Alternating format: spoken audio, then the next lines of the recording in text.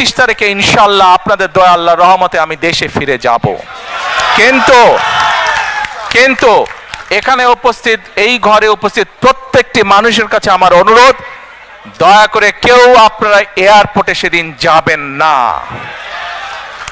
দয়া করে কেউ আপনারা এয়ারপোর্টে যাবেন না আপনারা, কারণ এয়ারপোর্টে গেলে একটি হট্টগোল তৈরি হবে এবং মানুষ জানবে যে এরা সব বাংলাদেশি, এবং দেশের সুনাম নষ্ট হবে, দলের সুনাম নষ্ট হবে।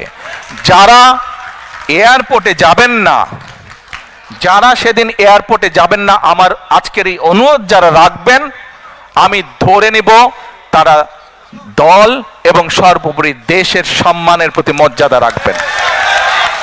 আর আমার মানা করা সত্ত্বেও, আমার অনুরোধ করার পরেও যারা যাবেন, আমি ধরে নিতে বাধ্য হব যারা ব্যক্তিগত স্বার্থের জন্য সেখানে গিয়েছেন।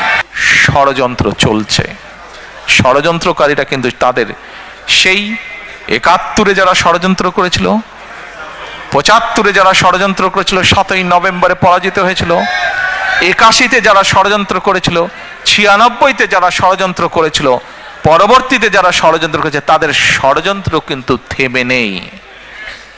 এবং বাংলাদেশ জাতীয়তাবাদী দল একটি দায়িত্বশীল দল হিসাবে আমাদের এবং আমাদের প্রতিটি পর্যায়ের নেতাকর্মীর পবিত্র দায়িত্ব হচ্ছে বাংলাদেশের মানুষকে সাথে নিয়ে সচেতন করার মাধ্যমে সজাগ এবং সতর্ক থাকা, এবং বাংলাদেশের মানুষকে সজাগ এবং সতর্ক রাখাই ষড়যন্ত্রের বিরুদ্ধে।